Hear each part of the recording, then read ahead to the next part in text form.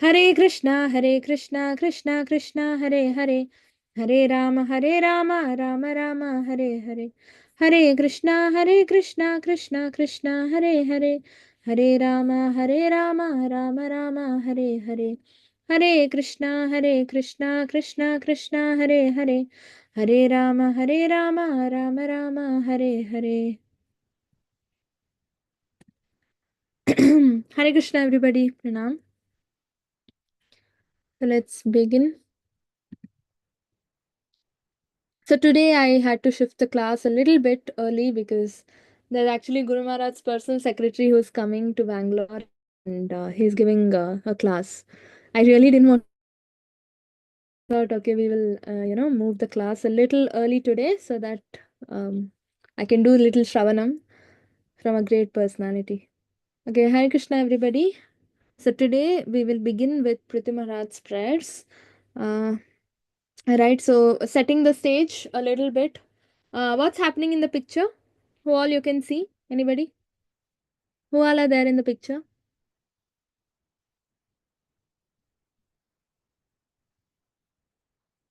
Prithu Maharaj, Indra. Prithu Maharaj, Indra, and then? Krishna. Yeah, the Lord is also there. Right, so Vishnu appears and then Indra is there. And what is Indra doing? And where is this? Which place? I mean, what kind of place?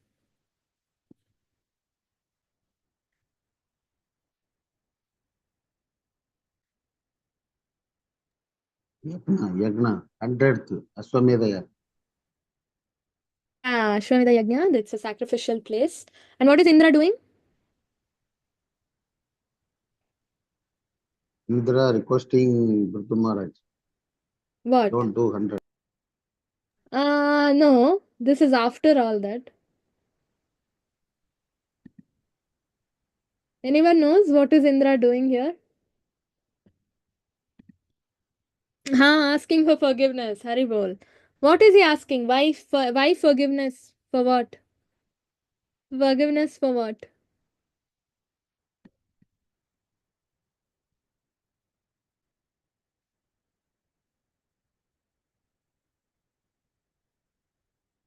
Forgiveness because he stopped the yajna. Yeah. Right? Because he stopped the yajna. I mean, by stealing and doing all that. Right? So he understood that what he did was actually very wrong. And so he's asking forgiveness. Right? So he dressed up the most horrible part in this was Indra dressed up in saffron clothes like a sannyasi and he was stealing the horse. Right? So because sannyasis cannot be killed, right? They're brahmanas, right? They cannot be killed. They cannot be mistreated and all that. So he took advantage of that dress, right? So he wore that dress thinking, okay, I'm a sannyasi now. Nobody will kill me. Nobody will, mistreat me, ask me what I'm doing and all. So I can do whatever I want because I'm a sannyasi. I've dressed up in a sannyasi. So that actually gives way, right? More and more people will learn from it, and they will also start thinking, okay, if I wear saffron clothes and whatever I do, nobody will question me, right? So because that was a very serious problem that Indra was going to cause, that's why Brahma comes and requests Prithu Maharaj and says, see, you are a king, and it's like you are only making way for all kinds of irreligion to prevail in the name of sannyasis or in the dress of sannyasis. If you don't stop the yajna, Indra will go to any extent. So you do not do 100, right? And in Brahma, all goal of doing sacrifices is to become a devotee in the future and go back home, back to Godhead. But you are already a devotee. Why do you have to do yajnas? There's no need for you to do yajnas, right? So you stop. It's okay, right? And then he had to leave, and he performs 99 Ashwamedha yajnas. Despite that, Vishnu appears on the sacrificial field, right? Even though he is not completed, only usually the Lord will get satisfied only after the yajna is successfully over, right?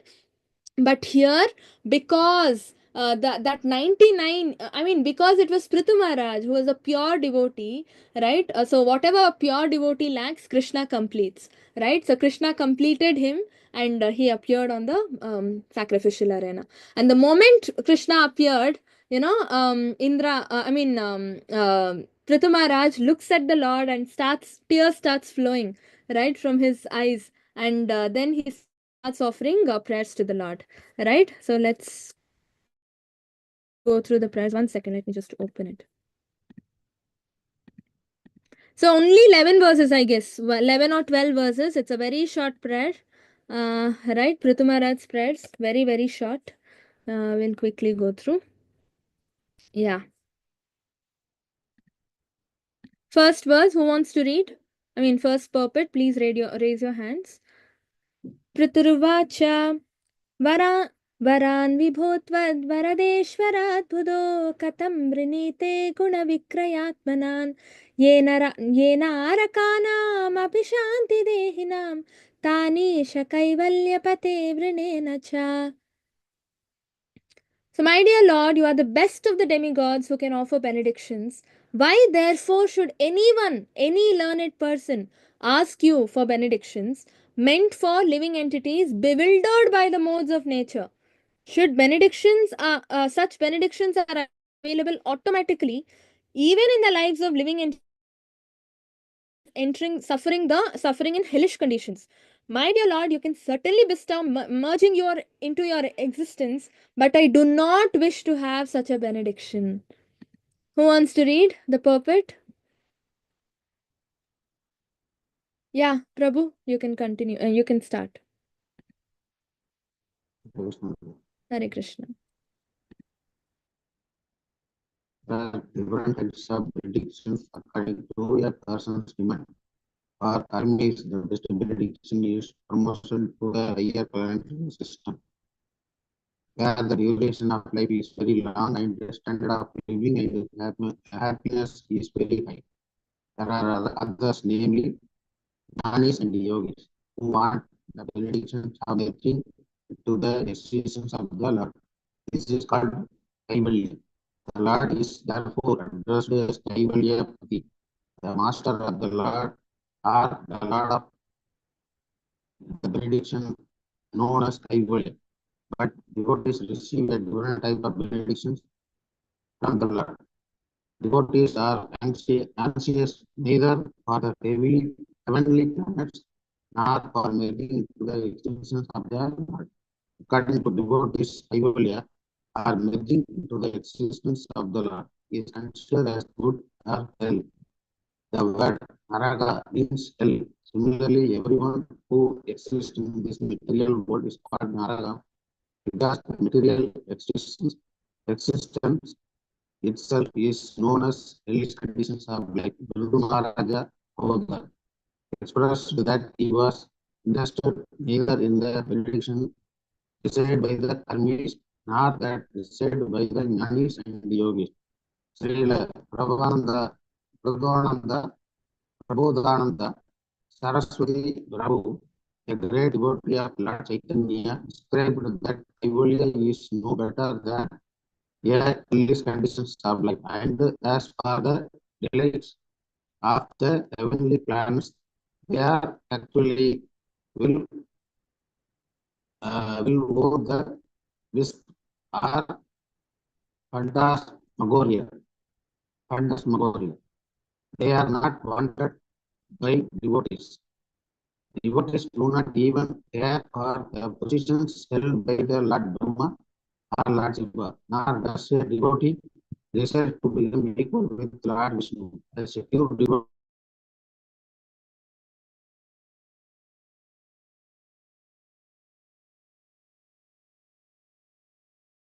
Thank you, Prabhu.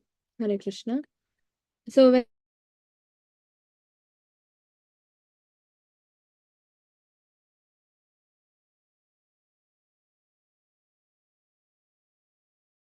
when we go, say, Tirupati or anywhere you go, right? When we see the, what do we do? Usually we start asking things, right? We give me that, oh Krishna, give me this, right? Give me that, give me this. We go there with a huge list. But here, Prithu Maharaj is saying, I do not want anything. Can you imagine? Right? That's the difference between a pure devotee and a karmi like us. Right? And so, rather, what he's saying, these benedictions are available automatically, right? even in the lives of living entities suffering in hellish conditions. Can you imagine? So benedictions are meant for living entities bewildered in the modes of material nature. It's not for pure devotees, right? That's why Prabhupada says over here, a benediction, normal people get all the kinds of benedictions they want. Krishna will give, right? But for a pure devotee, the benedictions are always different.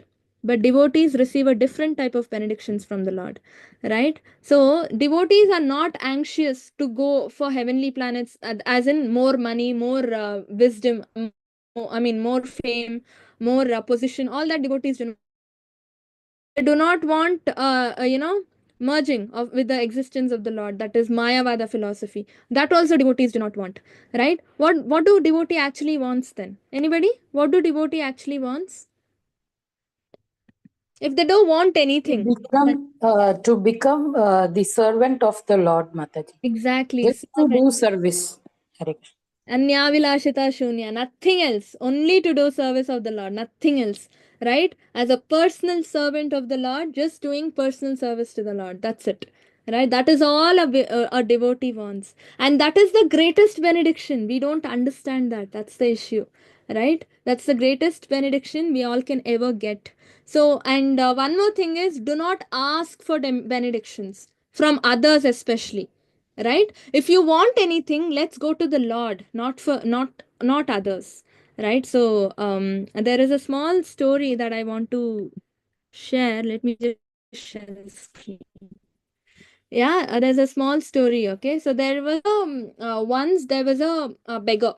Okay, so he was like very poor. You can see, his clothes are all patched, right? Torn clothes. It's all patched and all. So that beggar he is, and he used to travel. Okay, and beg for alms in that kingdom. And what happened? He used to go from place to place for begging alms, and he came to that place, and the king, right, he came to the palace where those days it was all nawabs rule. Okay, mughals and nawabs and all that. So this nawab, okay, he was doing their prayers. Okay, their kind of prayers, it's called namaz, right? So they were doing their kind of prayers, and so he wanted to enter. The security guard said, no, wait, it's prayer time, right? Let him finish prayers, you wait here only outside. So he was standing right outside of the room, and he was seeing when he will finish, when he will finish. Okay, while he was seeing, this Nawab was almost coming to the end of the prayers. Right? Last end, mein what they do, they sit on their kneel, right? I mean, they kneel down, they sit on their knees, and they start asking for the Lord whatever they want, right? Their whatever money or whatever it is. So this Nawab was asking, "Oh Lord, I beg you to please bless me with money." He used the word beg, right? And who is this beggar, right? So now, what this beggar is doing, he says, he turns, right? So the Nawab, after asking this, he opens his eyes, okay, because that's the end of the prayers. That time he sees this beggar, he's turning around and he's about to go, right? He has turned around and he's about to leave. So this Nawab comes running, says, "Stop, stop, why are you going? Why did you come? Why are you going?" Right? Then this beggar says, "No, no, actually I'm a beggar. I came here to, beg for some alms, right? Money or something in the form of alms. Uh, um, because you're a king, I thought you have lots of money, and you can give me so whatever money I want, and I'll be happy with that." Okay. So then that Nawab was like, "Okay, then you ask for whatever you want. Why are you going?" Right? So then, what he saw, what he said, see, he said this, "But I saw you kneeling down and begging to the Lord for money. So why should I beg from a beggar? Better I beg from the Lord." Right? So what does this mean? We go for, urgent or temporary, fast requirements. For whatever desires we have, we want fast fulfillment, right?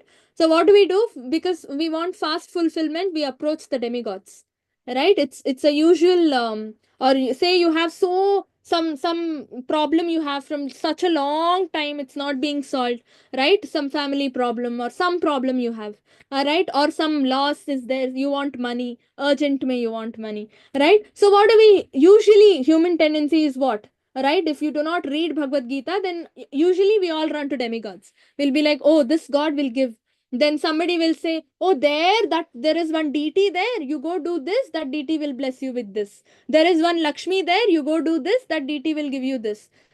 Right? People say, and you go, and we all do that, demigods. So what happens? Yes, we will get, probably we might get what we want, right? On urgent basis we might get. But those, whatever we've got, they are temporary. Those gifts that we've got from demigods are always temporary. Okay, very soon it will get over.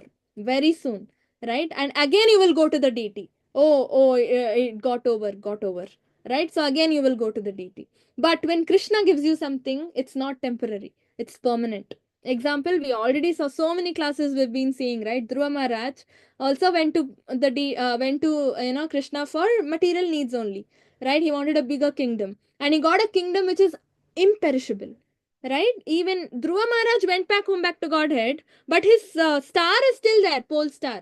It's still there, it's imperishable, right? Krishna says, even if the entire material universe is once annihilated, that Dhruva pole star will not get annihilated, right? Because it is from Krishna. Only someone who is permanent can give us something permanent, right? Brahma says to Hiranyakashipu, I am myself mortal, I am not immortal, how can I make you immortal, right? Only when you have that power to yourself, you can give that to others, right? Not everybody, right? So look at this beggar. He says, I don't want to beg from a beggar.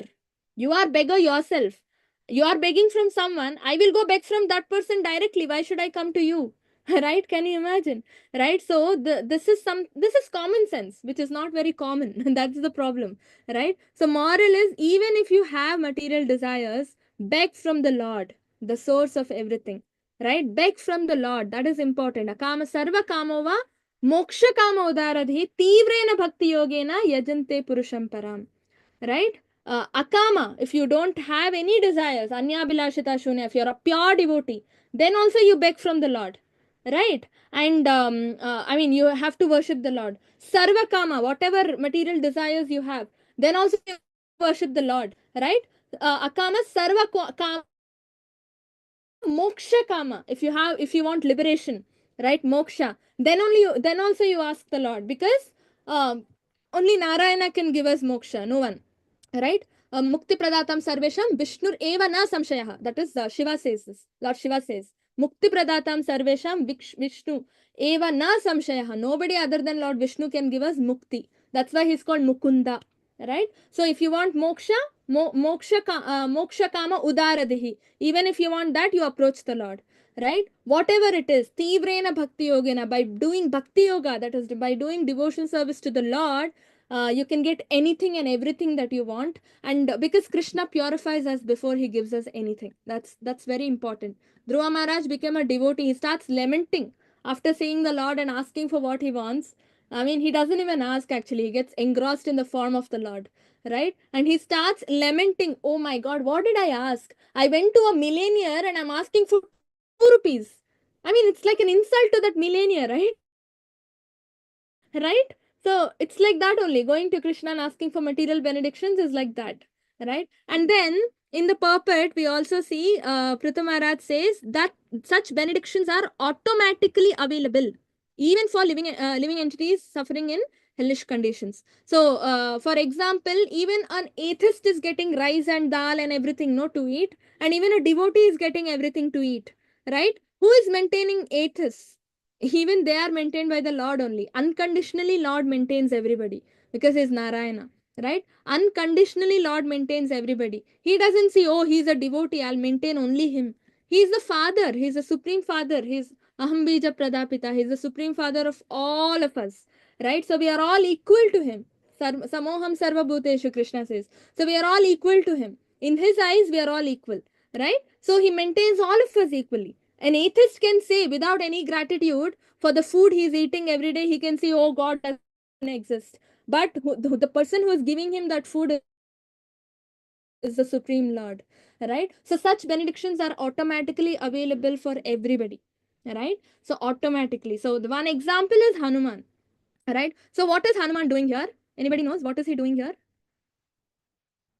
He is lifting the mountain to bring medicine for Lakshman Mataji. Yeah, Sanjeevani Parvat, right? That means Yes. Sanjeevani Parvat is so big.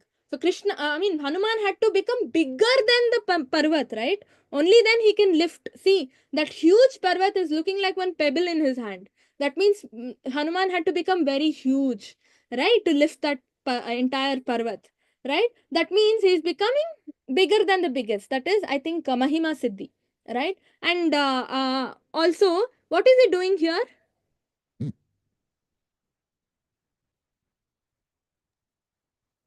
He's traveling with Rama and Lakshman Mother. He's flying, right? Yeah, he's Airways, he's carrying them. taking. He's carrying on the shoulders and he is flying in the air, right? So to carry Ram and Lakshman, again he had to become huge, right? He's become so huge. Plus he's flying in the air. Can you imagine? That means he has all the mystic powers in the world. And not only that, in Ashokavan, when he had to go to meet Sita Mata, right? He became smallest of the smallest, right? To go through here, there, right? To meet Sita Rani, Sita Mata, he had to become very small. That means that is Lagima Siddhi. So these are all 8 mystic powers, right? And even Prapti Siddhi, whatever he wanted to serve the Lord, it got manifested, whatever he wished for. That is called Prapti Siddhi. So Anima becoming smaller than the smallest, right? That is Anima. Then Lagima becoming lighter than the lightest so that he can fly in the air, right? He's flying. And then Mahima becoming bigger than the biggest, right? Anima, Lagima, Mahima, Prapti. There are 8 kinds of mystic powers, right? Ashtasiddhis they are called. So did anybody knows, did Hanuman go and do tapasya for these mystic powers? Anywhere he went and did tapasya? Did he ask Lord Ram, oh give me that power, this power? No, Mataji. No, right? Then how did he get all this? Who gave him? Mataji is supposed to be Rudra avatar, Mataji. So Shiva avatar. So he has all the qualities, Mataji. So of Yeah, Shiva. to Rudra also who gave all the powers? Yeah, Krishna, obviously, Mataji. Krishna gave, right? So Shiva also never did tapasya. Oh, give me that mystic power, this mystic power. Anybody knows? Anywhere it's given? Shiva sitting and doing tapasya, and then Krishna comes in front of him and says, "Oh, I did tapasya for the mystic powers, not for anything." Did Shiva say that? Anybody? No, right?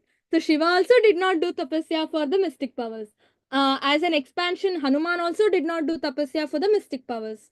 Then how did he get all the mystic powers? Automatically they came to him. He did not ask for them. It just automatically came to him. Why? Right? Why?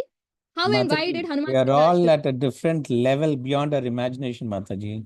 So it is beyond our knowledge to understand such things, Mataji. Okay, any guesses? Anybody? Why did he get the mystic powers when he did not even ask for them? Yes, Archana Mataji. Maybe because of the pure devotion, Mataji. Okay, because of pure devotion. Okay, fine. So basically, he got the mystic powers because he wanted to serve the Lord. See, his mission was whatever Ram said, he had to do it. Right? If Ram said, "Oh yeah, you go and check whether there is Sita Mata in Sri Lanka," he had to go and do it. And going there and meeting Sita Mata is not easy. It's never easy, right? So he had to go in between people, in between, right? I've read somewhere, where he became very small and he entered through something which only this ants can enter actually. So he became a size of an ant and he went all that he had to do, right, to meet Sita Mata and all that. So because his intention was to serve the Lord, only and only because his intention was to serve devotionally to the Lord, right, everything just manifested in front of him. Can you imagine? By Ram's grace, by the Lord's grace, everything got manifested in front of him. Every boon, facility, power, whatever he wanted to serve the Lord, to make that service happen. Right? This reminds me of Namanishta Prabhu actually. He wanted to build the temple, right? When he started this class, right, 18 days Gita course in 2020, nothing was there in that land. He was only having the land, empty land. Not even one brick was there. Can you imagine? Only then he started constructing the temple only by the Krishna was providing him money, right? Who gave him all that money? Who gave him? Because he wanted to serve the Lord. Money, finances started getting manifested. Can you imagine? Right? Through devotees, through the preaching, rigorous online preaching that he started, money started getting manifested. And then he used that money to build the temple, again to serve the Lord. So if you want to serve the Lord, you might be nothing. You might be at zero, stage zero or level zero. But if you want to serve the Lord, that desire is the seed for big things to happen. That desire has to be there in the heart. I want to serve, right? And then what happens? Krishna will see that desire. Oh, it's a sincere desire. And Krishna starts giving, providing whatever you want, right? Krishna says in Bhagavad Gita, I will supply what you lack and I will preserve what you have, right? So what you lack, whatever you lack to offer devotion service to the Lord, Krishna will start providing that to you. All right, there is a devotee actually here in Bangalore who has no job. Okay, he does Pushpa Seva every week on Sundays, for Sunday feast. He does Pushpa Seva every week. Who is giving him the money? Right? Money manifests when he wants to serve the Lord.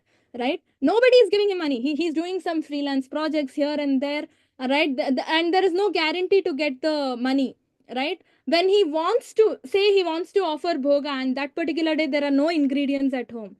Suddenly he will get some project, instantly he will work on it, he will get the payment and he will offer bhoga to the Lord. I mean, how is all this happening?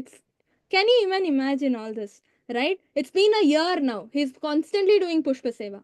Can you imagine? And it's not just 500 600 rupees of flowers, right? You can imagine the whole altar has to be decorated for Sunday feast, right? So all this, because Krishna is involved in our life, Krishna takes charge of the life.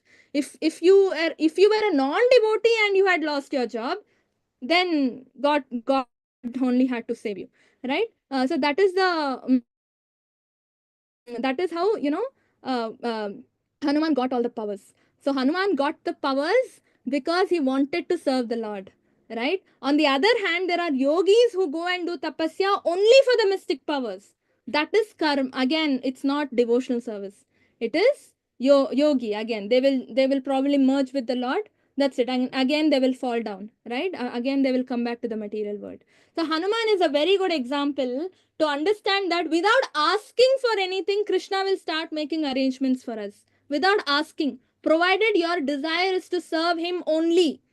If your desire is to serve him only, for example, bhoga, you say you want to make this item and offer bhoga to the Lord, right? Fine. Yes, ultimately you will only be eating it, no? Right? You don't have to separately go and ask the Lord, oh Krishna, I'm hungry, I don't have job, I don't have money to eat. Right? If you say, Krishna, I want to serve you, I want to make bhoga for you and offer, then ultimately it will come to you only. You can have it as prasad. Right? So if you make, even if it is 20 items, if you want to make for the Lord only, that only is very important. Not thinking of, okay, after I offer, I will eat, I can give it to my friends. No, only for the Lord. That is called sincere desire. Then everything will manifest automatically. Right? So that's why I wanted to discuss Hanuman's example. That's why even Prithu Maharaj says, no, I don't want anything. I just want to do your seva. Right? Nothing else. Yeah. Next shloka. न कामयेनाथ तदप्यहं क्वचिन् न यत्र युष्मच्चरणाम्बुजासवा महत्तमान्तर्हृदयान्मुखोच्युतो विदत्स्व कर्णायुतमेष मे वरा. My dear Lord, I therefore do not wish to have the benediction of merging into your existence, a benediction in which there is no existence of the nectarian beverage of your lotus feet. I want the benediction of at least 1 million years, may be able to hear about the glories of your lotus feet from the mouths of your pure devotees. Can you imagine? Look at this. I want benediction of at least 1 million years. For thus I may be able to hear the glories of your lotus feet from the mouths of your pure devotees. Right? Humility again. So the benediction that the king wants, or Prithu Maharaj wants, is to Just 1,000,000 years he wants to do Shravanam all the time. Right? Just do Shravanam all the time. That's it and nothing else. That's the importance of Shravanam actually. Right? Anybody who wants to read the purport? Who wants to read? May I read, Mataji? Yes, Mataji. Hare Krishna. In the previous verse, Maharaja Prithu addressed the Lord as Kaivalyapati, the master of liberation of merging into his existence. This does not mean that he was anxious for Kaivalya liberation. That is made clear in this verse. My dear Lord, I do not want such a benediction. Maharaja Prithu wanted to have 1,000,000 ears to hear the glories of the lotus feet of the Lord. He specifically mentioned that the glories of the Lord should emanate from the mouths of pure devotees who speak from the course of their heart. It is stated in the beginning of Srimad Bhagavatam 1.1.3, Sukhamukha Tamrita Dravasamyutam. The nectar of Srimad Bhagavatam became more relishable because it emanated from the mouth of Srila Sukadev Goswami. One might think that these glories of the Lord can be heard from anywhere, from the mouths of either devotees or non-devotees. But here it is specifically mentioned that the glories of the Lord must emanate from the mouths of pure devotees. Sri Sanatana Goswami has strictly prohibited hearing from the mouth of non-devotees. There are many professional reciters of Srimad Bhagavatam who speak narration very ornamentally, but a pure devotee does not like to hear from them because such glorification of the Lord is simply a vibration of material sound. But when heard from the mouth of pure devotee, glorification of Lord is immediately effective. Thank you, Mataji. Dandavad Pranams. Oh, there was one more paragraph. May I continue, Mataji? Yes, Mataji. The word Satam Prasangan Mama Virya Samvidaha mean that glorification of the Lord is potent when uttered from the mouth of a pure devotee. The Lord has innumerable devotees all over the universe, and they have been glorifying the Lord since time immemorial and for an unlimited time. But still, they cannot completely finish enumerating the glories of the Lord. Prithu Maharaja therefore wanted innumerable ears, as Rupa Goswami also desired to have millions of ears and millions of tongues to chant and hear the glories of the Lord. In other words, if our ears are always engaged in hearing the glorification of the Lord, there will be no scope for hearing the Mayavada philosophy, which is doomed to spiritual progress. Sri Chaitanya Mahaprabhu said that if anyone hears from a Mayavadi philosopher preaching about the activities of the Lord, even if it is a description from the Vedic literature, he is ultimately doomed. By hearing such Mayavada philosophy, one cannot come to the destination of spiritual perfection of life. Thank you, Mataji. Hari Krishna, Dandavad Pranams. Hare Krishna. Thank you, Mataji. Yeah, so the last verse for the day. Okay. So here also we need to understand why Prithu Maharaj is emphasizing he wants to hear, yes, but he also says he wants to hear from the mouths of pure devotees of the Lord. Why not others? Whoever says Harikatha is Harikatha, no? Why not others? Anybody? Maybe they are not from the Parampara, Mataji, so they can add anything that they like for their benefit. And there are many people who also collect money, like fees, for saying all this, Mataji. Hare Krishna. Hare Krishna Mataji. Yes, that is true. They do not know the right way of narrating the mood, right? What mood we have to understand the pastimes in. What is the takeaway we have to, consider while understanding the pastimes, right? And what is the right pastime? That also they do not know. They add, they delete, they narrate it in the wrong mood, right? So we take the wrong moral back home. And all these things happen, and professional reciters, they do it only for money, and they use that money for their material sense gratification, right? Smoking, drinking, whatever it is. So these are the issues. Yeah, main thing is it is not done to please the Lord, right? Hari bol, Renuka Mataji, right? So it is whatever we do, ultimately it should be to please the Lord, right? So if it is said, no, Avaishnava Mukhodgirnam Putam Harikatamritam Shravanam Naiva Kartavyam Sarpochishtam Yatapayaha, right? Avaishnava, if an Avaishnava non-devotee is narrating Harikatha, Harikatamritam, Shravanam naiva kar. Do not listen from such, non-devotee reciting Harikatha. Why? Sarpochishtam yatapayaha. The milk, right? If it's touched by a snake, it'll become poisonous, right? Milk, yes, milk is very nice, nectarian, sweet and healthy and all that.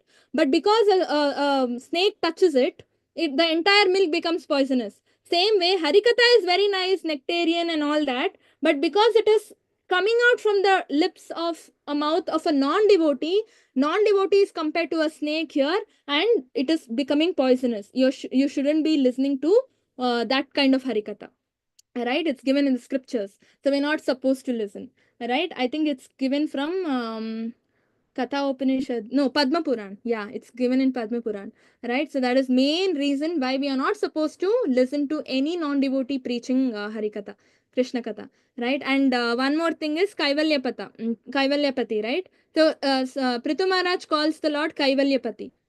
Who else calls the Lord Kaivalyapati? We learnt. One of the beginning prayers we learnt. Someone calls, no? Kaivalyapataye Namaha. Who calls?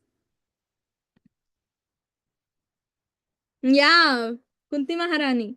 Very nice. Yeah, Kunti Maharani calls the Lord Kaivalyapati. Namo akinchana vrittaya nivritta guna vrittaye atma ramaya shantaya Kaivalyapataye namaha. There also Kunti Maharani calls Krishna Kaivalyapati. But the Kaivalya that they are referring to is very different. Okay, here non-devotees or Mayavadis refer to this Kaivalya as merging with the existence of the Lord, which is not right. Right? But here this Kaivalya is happiness Kaivalya, what Kunti Maharani was referring to. Right? It's liberation, moksha, where you are transferred to spiritual platform and you just do personal service to the Lord. It's just Ananda Loka, it's Moksha Loka, where it's Goloka actually, Ananda, that nothing else other than that. Right? So, yeah, so that's what here also Prabhupada is saying. It's not merging, right? This does not mean anxious for kaivalya or liberation, this kind merging kind of liberation, no. Okay, so my dear Lord, I do not want such benediction, Prithu Maharaj says, right? So these are the things that I wanted to discuss from the puppet, right? And also one more reason why we have to listen to Bhagavatam or whatever only from the mouths of pure devotees, because they make it more nectarian and they share when they are sharing, right? Like Srila Shukadeva Goswami, when Vyasadeva narrated, Shukadeva Goswami heard, and because Shukadeva Goswami is a parrot, he's a very pure devotee of the of Radharani, right? Radharani's parrot.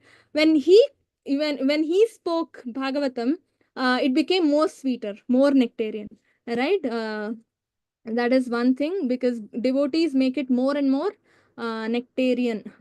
Yeah, let's quickly go through. Who said this? Anybody have any idea? Even after having millions of hoods, that is eyes, tongues, and ears, I can't finish glorifying Krishna. Who said this? Answer is there in the statement only. The Yes? snake, Kalia. Some other kind of snake said this. Who? Who has millions of hoods? Kalia doesn't have millions of hoods. Anant. Anantashesh. Millions only the Lord can have. Supreme Lord, Balram or Anantashesh. Right? So Anantashesh said this. He has millions of hoods and he still cannot finish glorifying the Lord. Can you imagine? Still cannot finish. Right? And so that means that is how the Lord is unlimited. No limit only. Krishna also says in Bhagavad Gita, 10th chapter, Vibhuti Yoga, right? He says, oh, these are just some of my opulences, Arjuna. Have many more. Although, what is the need to know more, right? Ekamsha sthito jagat. Ekamshena sthito jagat. With my single fragment of my energy, everything beautiful, not beautiful, chara, achara, everything in the world is due to my single fragment of energy only. So my opulences are limitless, Krishna says, right? When Krishna himself doesn't know his opulence, how will Anantashesh know, right? So he says, I still can't finish glorifying the Lord, right? And who says this? If I can somehow get millions of ears and tongues, then I can relish spiritual bliss by chanting and hearing the Hare Krishna Mahamantra.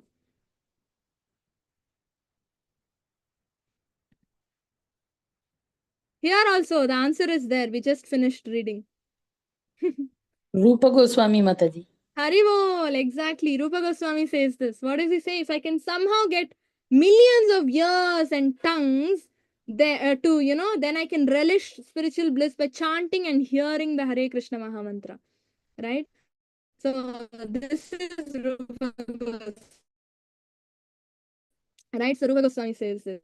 Very nice. That's, see, pure devotees know the value of this.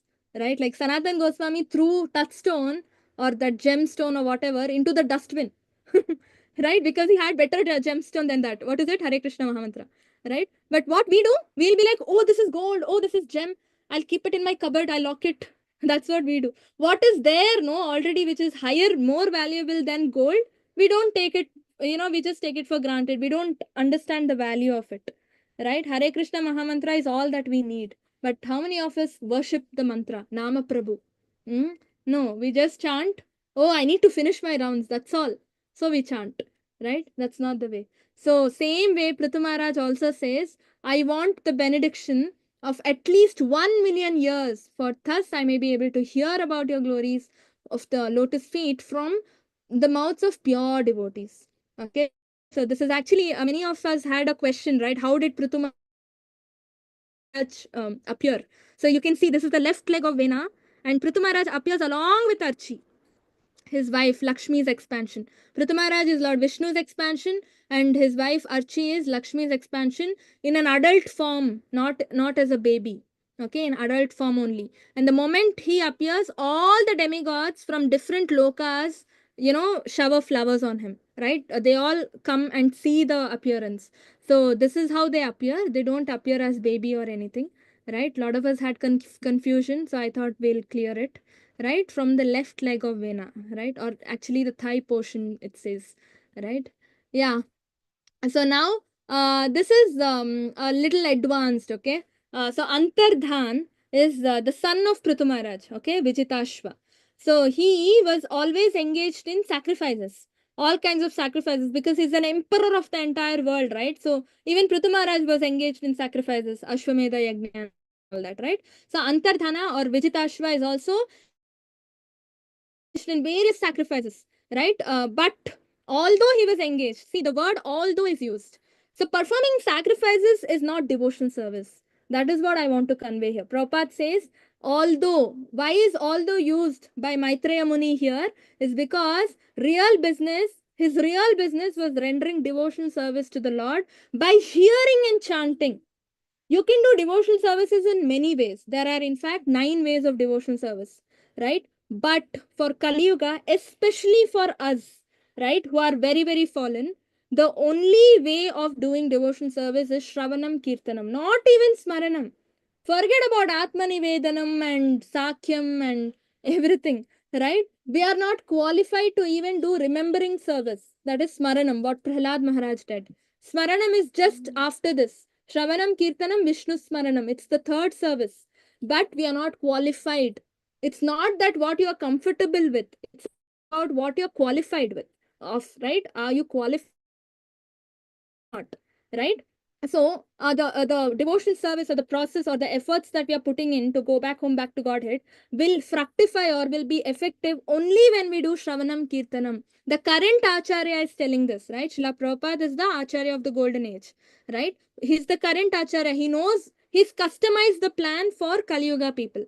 It's tailored for Kali Yuga people, especially us, right? Who are even more fallen than the olden days Kali Yuga people, right? So for us, it is only Shravanam Kirtanam. So this was not done by only Kali Yuga people. Antardhana, who is in Satya Yuga, Prithu Maharaj's son, he's such a great personality. He was also doing devotion service by hearing and chanting.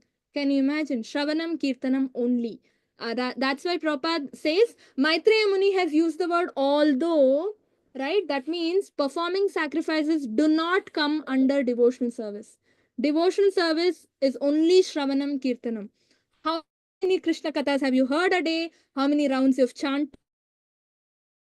How many, Prabhupada's Kirtan have you heard? How much have you heard? How many hours of Shravanam Kirtanam have you done? That is all that is important, right? We are not eligible to do other kinds of devotional service. All the others you are allowed to do. But only when you do Shravanam Kirtanam, you can do other kinds also. But if you do other kinds like Archanam, Dasyam, you cannot say, I will do only that and go back home, back to Godhead. Along with that, Shravanam Kirtanam is a must. Right? Shravanam Kirtanam is a must. And why? Anybody knows why? I mean, we just discussed, right? That is Krishna consciousness. Srila Prabhupada, to give clarification on this, why only Shravanam Kirtanam is more effective than other kinds of devotion service. Other kinds have to be done. I'm not saying no, but it has to be done along with Shravanam Kirtanam, right? Relying only on other kinds, we cannot go back home, back to Godhead. Why? Why? Because Srila Prabhupada translates Krishna consciousness into a Sanskrit term. What is? Anybody knows? Krishna consciousness, we all know, thinking about Krishna and all that. But actually, Prabhupada translates Krishna consciousness into Bhakti Rasa Amrita Sindhu. Okay, Bhakti Rasa Amrita Sindhu. What is Bhakti Rasa Amrita Sindhu? To always be engrossed in drinking the nectar of the loving sweet taste of love of Krishna. That's the meaning. Krishna consciousness means not easy things, right? Like how karma yoga, I'll go to office morning till evening, I'll get some money and donate for Krishna temple. That becomes Krishna consciousness. I can say to tell everybody, oh, I am also into Krishna consciousness. No, right? Krishna describes levels, right, in 12th chapter, right? Why did Krishna say karma yoga is, or jnana yoga or whatever, it's coming the last, it's not the first. Highest level is always thinking of him. What is that? Um, Manmana bhava madbhakto. Manmana, Krishna says, right? That is actually the stage. Always thinking of the Lord in the mind. All the time. All the time. So when you're thinking of the Lord, meaning whatever you're doing actually should involve Krishna in it. Because we are not at that stage, Krishna says, okay, fine. If you can't do that, next level he gives, right? Following the regulative principles, right? And then he says, Shravanam Kirtanam. He says, next, work for Krishna if you can't do that. So these are all stages.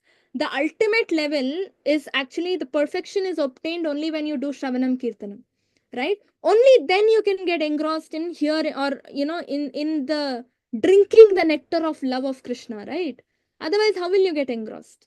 Right? When you hear the pastimes of the Lord or his devotees, then you'll be like, oh, what quality, oh, what he did, how nicely he did it, oh, how nicely he went back home, back to Godhead, oh, how nicely the aeroplane came. I mean, just look at that, you get engrossed, right? And when when you hear about Krishna's pastimes, you'll be like, oh, Krishna broke his own promise to save Bhishma.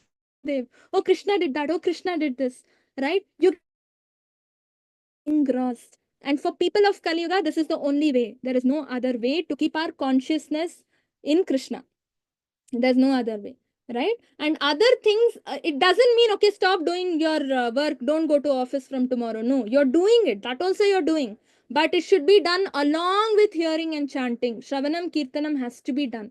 That's why Nityam Bhagavata Sevaya. Otherwise, they could have told weekend Bhagavata Sevaya, monthly Bhagavata Sevaya. No, it's Nityam Bhagavata Sevaya. Every day you have to hear Srimad Bhagavatam. One lecture at least before you start your day. Right? Before you start your day. Every office will start at 9 only, no? Right? So 8 to 9, hear Bhagavatam. Even if you're traveling, whatever it is, try and hear. Right? Otherwise, hear anytime you're free. Right? During lunch time or break time, whatever time it is. Just hear. Right? It's very important. At least one lecture per day. Or 15 minutes Srila Prabhupada's lecture at least. Or even if not that, you can listen to these reels on Instagram. If you go to Vani or Prabhupada Vani, there are more pages actually. They have 1 minute reels. That's it. 1 minute you get bliss. You get heaven for 1 minute, right? So that doesn't take much time also, right? Just 1 minute. We scroll through Instagram for day, right? Entire day we will be on Instagram. So 1 minute you can listen to the lecture, right? So that Prabhupada is very important. Why only Prabhupada? Because he's a pure devotee of the Lord. His association is very important, either through books or through his lectures. Very important. Only then we can progress. Otherwise, progress will be very, very small. I mean, slow. Right? This is the real meaning of Krishna consciousness. To be always engrossed in Krishna Katha, or the Krishna's mercy, right? I mean, Krishna's pastimes, nectarian love of Godhead, right? That's very important. When I say love, Chaitanya Mahaprabhu has also said, no, prema pumarto mahan, right? What is prema? Even today, Anandi Prabhu was talking about prema pumarto mahan, right? I think yesterday, sorry, someday he was also talking about it, right? So to achieve the love of Godhead is the highest perfection of life. That comes only through Shravanam Kirtanam.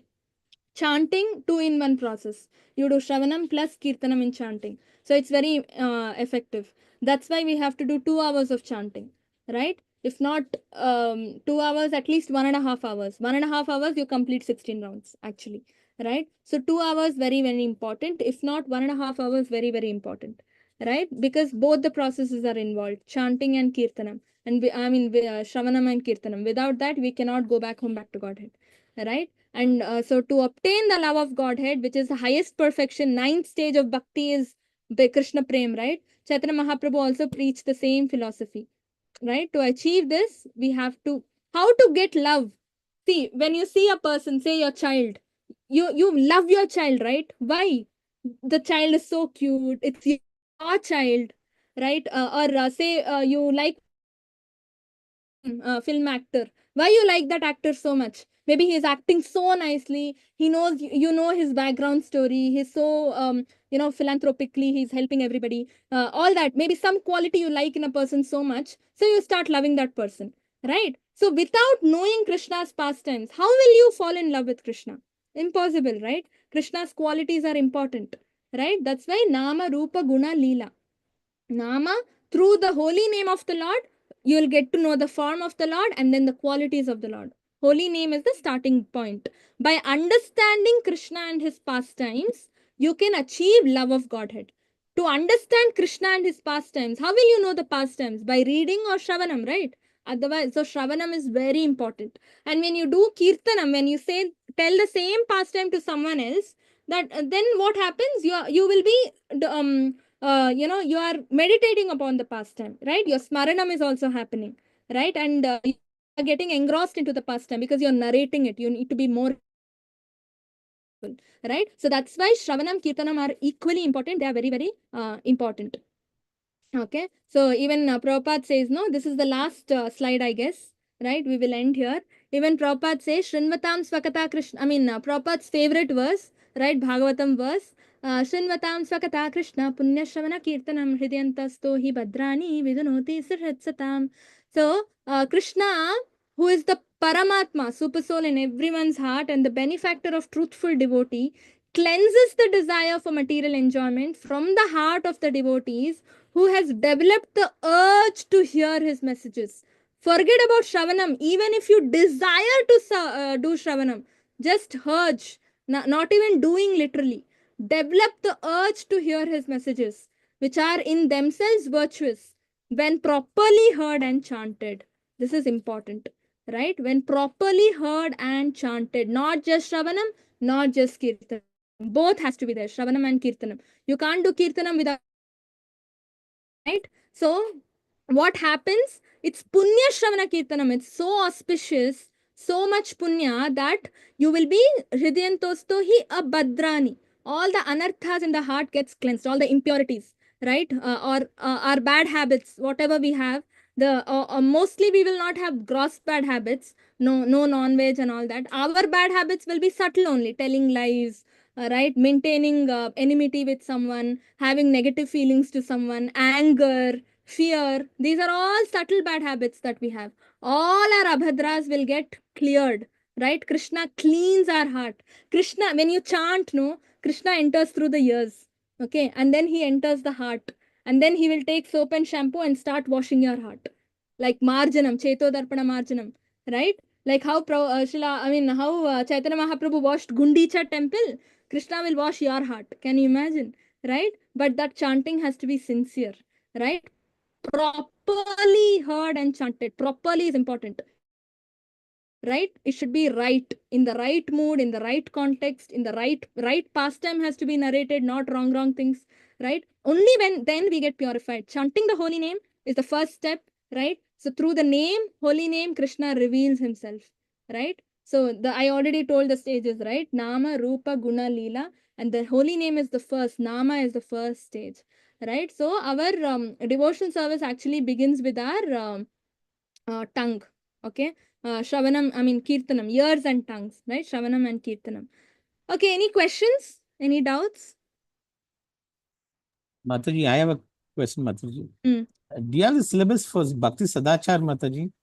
So, What? syllabus, Mataji. So, we initially started with Vaishnava etiquettes, Mataji, followed by history of Acharyas, and now we are doing Srimad Bhagavatam. It will go We on. did Dashavatar also. Yeah, Dasavatar. And after that, do you have any table of contents such that you follow? Actually, only 3 modules: Dashavatar, Acharyas, and this prayers. We are actually in the final module. After this, we don't have anything, but if you all want, we can plan anything, any Bhagavatam. No, Archana Mataji wanted to know about the syllabus of Bhakti Sadhachar, so that's why I thought that I would ask you. I'll ask. Only 3 modules are there. This is the last module. In Sunday, we are doing second module. So, Sunday batch, we are doing second module. Thank you, Mataji. Hare Krishna. Thank you, Prabhuji. Thank you, Mataji. Hare Krishna, Mataji. Any other questions or anything to add? Any doubts? Any comments? Nothing? Okay. If nothing, we can end. So prayers will take long time because there are many prayers. Gopi Geet is there, which is the last, right? We understand Krishna's Vrindavan loving pastimes in that. Okay, Hare Krishna. Yeah, So Hare next Krishna, class we'll Mataji. continue. Yeah, I would like to thank Muthumanikam Prabhuji for continuously rendering his service, Mataji, by singing and praising the Lord, Mataji. So through Hare the lyrics by Acharyas and Guru Mahas. Hari Bol, very nice. Hare I want Krishna. all of you all to sing, Kirtan. Thank you, Prabhuji. Thank you, Lord. Continuously he's singing. Can you imagine? Prabhu is singing every week, week after week. Hari Bol, very big. Yeah, we missed only last week, Mataji, so we did not hear from anybody. I too forgot to ask him, Mataji, so I apologize for that. Yeah. Hare Krishna. Okay. Hare Krishna, Mataji. Hare Krishna. वाञ्छाकल्पतरुभ्यश्च कृपा सिन्धुभ्य एव च पतितानां पावनेभ्यो वैष्णवेभ्यो नमो नमः. अनंत कोटि वैष्णव वृंद की जय. श्रील प्रभुपाद की जय. हरे कृष्णा. Thank you.